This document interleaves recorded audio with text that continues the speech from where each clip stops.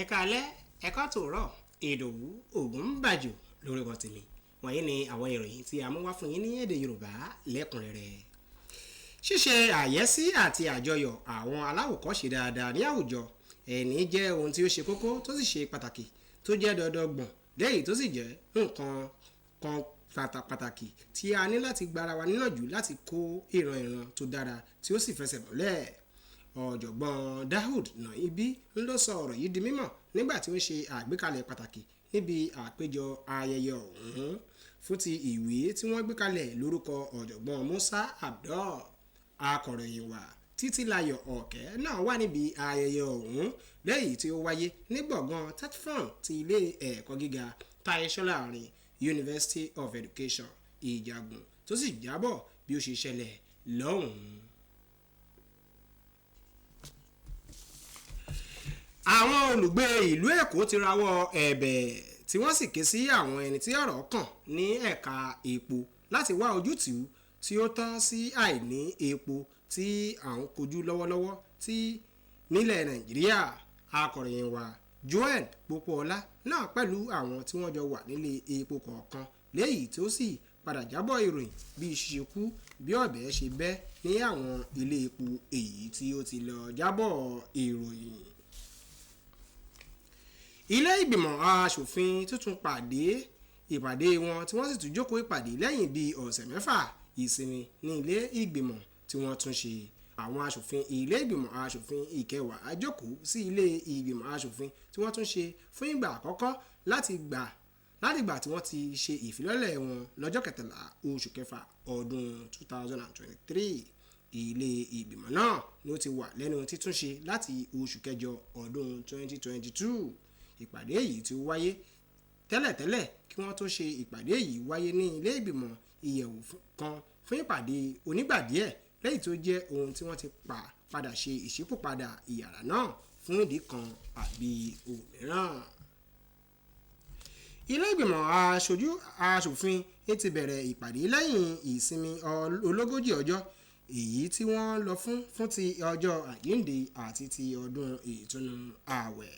Akọ̀ròyìn wa Mítárì ìpẹ́ jábọ̀ ìròyìn wípé ìpàdé náà wáyé nílé ìgbìmọ̀ aṣojú-ṣòfin tí wọ́n ṣẹ̀ṣẹ̀ tún ṣe lẹ́yìn tí àwọn ohun èlò ìgbàlódé tí yóò jẹ́ lílò ní ilé ìgbìmọ̀ náà tó sì yẹ ibẹ̀ lónírèké téńté.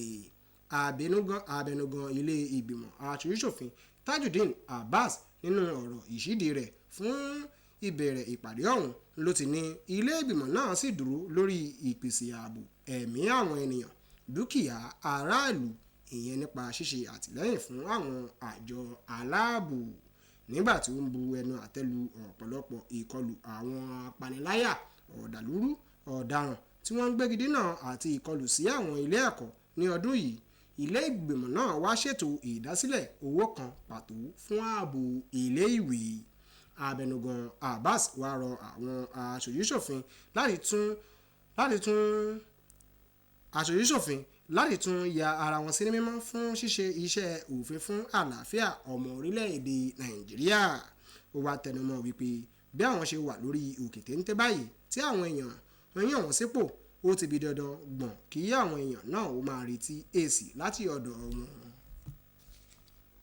Kí ó tó di pé a máa tẹ̀síwájú nínú àwọn ìròyìn wa ẹ jẹ́ ká dé òkè lọ́hùn fún ìpolówó ọjà.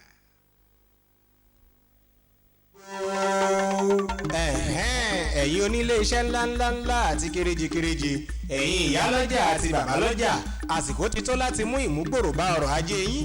Ẹ̀yin oníjọsìn káàkiri oníṣẹ́ ọwọ́ oníṣòwò ẹ wá ṣe ìpolówó ọjà yín nílé iṣẹ́ NTA Ìjẹ̀bú Òde alárágbà yìí dá channel 63 àtúnwà lórí StarTimes channel 103. Bẹ́ẹ̀ náà ni ẹ̀rọ ayélujára káàkiri.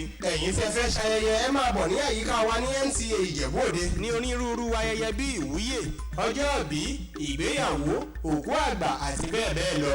Ẹ tún lè kàn sí ẹ̀ka ìpolówó ọjà wa ní NTA Ìjẹ̀bú Òde àbí kí ẹ pè sórí àwọn nọ́mbà wọ̀nyí 081 37 23 06 26 tàbí 080 28 29 23 30.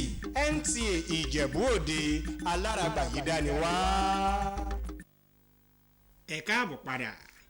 ààrẹ bọ́lá ahmed tinubu ti bá àwọn tó fara káṣá nínú ìbúgbàmù ìṣẹ̀lẹ̀ gáàsì èyí tó wáyé ní ìta ọ̀sìn ìjọba ìbílẹ̀ abẹ́òkúta north ìpínlẹ̀ ògùn kẹ́dùn.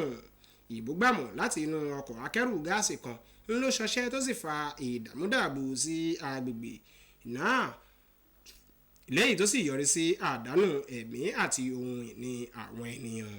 nínú àtẹ̀jáde kan láti ọwọ́ olùbánidámọ̀ràn pàtàkì ààrẹ lórí ìròyìn àti ìpolongo àjúrí ngelale, ààrẹ tún bá ìjọba ìpínlẹ̀ ògùn kẹ́dùn àti àwọn olùgbé ìpínlẹ̀ náà lórí ìṣẹ̀lẹ̀ yìí. ààrẹ tinubu wá gbóríyìn fún gómìnà dàpọ̀ abíọ́dún lórí akitiyan ìgboyà rẹ̀ láti tètè rí sí ìṣẹ̀lẹ̀ náà léyìí tó sì tètè jẹ́ kí ìgbìyànjú náà ó mú àlàáfíà padà bọ̀ sípò sáàrin ìlú.